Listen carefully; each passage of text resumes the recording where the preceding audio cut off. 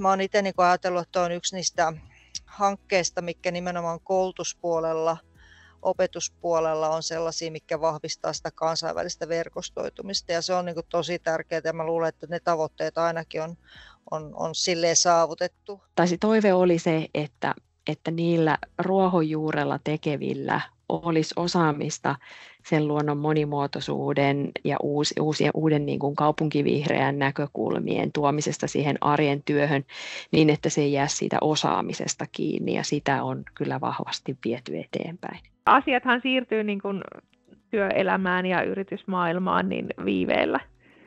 Että ensin jossakin hankkeessa jotakin uutta juttua niin kuin lanseerataan niin sanotusti ja sitten siitä pikkuhiljaa niin kuin paloina sitä ruvetaan niin kuin käytännössä soveltamaan.